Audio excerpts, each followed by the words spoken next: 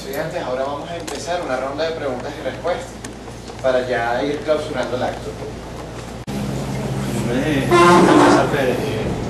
Yo soy de primero oficio.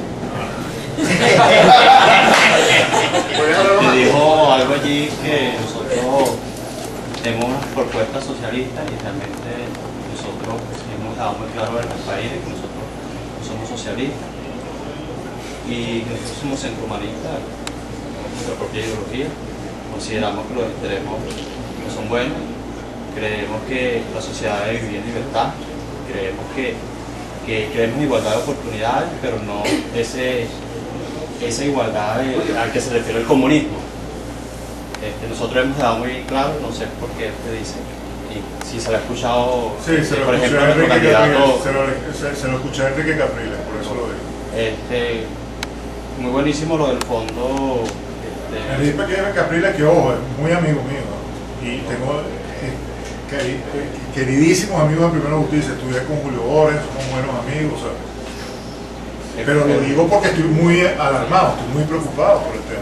En el 2006, cuando Julio Borges fue precandidato a la presidencia, y una de sus propuestas era el fondo, que se creara ese tipo de fondo como se creó en Noruega. Pero esto aquí es impopular y eso como que no genera votos y bueno, tenemos el resultado, entonces se recurre a las políticas populistas y que terminó siendo de Manuel Rosales lo que es mi tarjeta mi negra, y entonces se desvió el proyecto. Eso era todo. ¿Alguna pregunta? Sí, bueno, yo tengo dos preguntas muy puntuales. La primera es que tengo la inquietud de por qué países que son grandes productores de petróleo, como por ejemplo Noruega, no están en la OPEP. Tiene que haber alguna razón y me gustaría saber cuál es. Y segundo, hablamos de los años 70, de los años 60, de los que fueron los empresarios subsidiados por el Estado venezolano. Y toda la crisis, no solamente económica, sino ideológica que le produjo al país el tener empresarios mediocres que solamente eran competitivos porque no tenían competencia. Pero en Estados Unidos también hay subsidios a ciertos sectores de la economía que por sus características naturales son incapaces de competir. Entonces quisiera saber cuál es la diferencia entre ese empresario norteamericano que está subsidiado por el Estado y el empresario venezolano del siglo XX, cuyo modelo no funcionó y le ocasionó todos los daños que el país hoy en día tiene. ¿Quieres primero las preguntas y después la respuesta? No, puedes ir de forma lineal. De todas formas, que sea breve porque ya por el tiempo necesitamos cerrar pronto. Noruega no forma parte de la OPEP porque simplemente Noruega defiende sus propios intereses y no está dispuesta a supeditarse a los intereses de otros, tan simple como eso. Y dicho sea de paso, eso es lo que pasa dentro de la OPEP misma. O sea, Arabia Saudita nunca va a tomar una decisión ajena a sus intereses, ni ajena a los intereses de Estados Unidos, porque Saudi Aramco, que es la empresa de Arabia Saudita, es mitad de los Estados Unidos. Por lo tanto, todas las decisiones petroleras de Arabia Saudita primero se consultan con el Departamento de Estado estadounidense. Por lo tanto, las políticas de la OPEP, que la fija de Arabia Saudita, tienen directa relación con las políticas que quiere promover Estados Unidos. Venezuela, en cambio, muchas veces sí se ha visto limitada en su potencial por estar aceptando políticas de la OPEP. Por ejemplo, reducción de cuotas, establecimiento de cuotas, distribución de mercados, cosas que a Venezuela le han perjudicado. Nosotros perfectamente bien podríamos estar al margen de la OPEP como Noruega y hacer nuestras propias políticas, ¿no?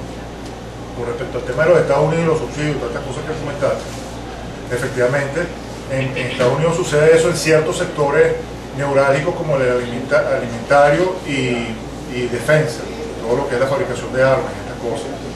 Y tiene que ver con la seguridad nacional de supervivencia. O sea, ellos tienen muy sembrado por su ética protestante la necesidad de mantener el sector agrícola totalmente nacional, fortalecido, de tal manera que ellos puedan sobrevivir en cualquier circunstancia de bloqueo, etc.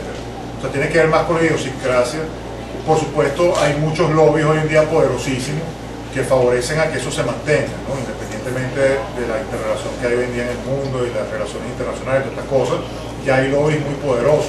Pero la razón por la cual eso surgió tiene que ver con la ética protestante y con la necesidad de la supervivencia de la nación. Lo mismo con el tema de la defensa, pero en todos los demás sectores la competencia es brutal.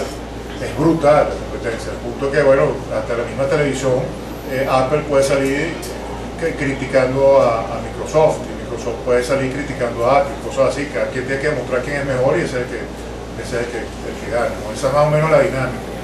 Obviamente también hay distorsiones, obviamente que las hay, pero bueno, tienen el beneficio de que tienen una industria general muy pujante y muy creadora.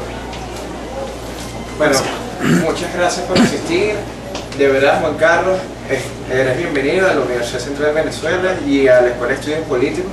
Te agradecemos nuevamente por esta charla, por informarnos no solamente del acontecer de hoy en día, sino de la historia y de cómo surgió este problema, que es algo que debemos saber todos como futuros analistas y como futuros ciudadanos de Venezuela, porque no nos podemos olvidar que aparte de la academia hay una patria que nosotros debemos luchar por ella. Muchas gracias.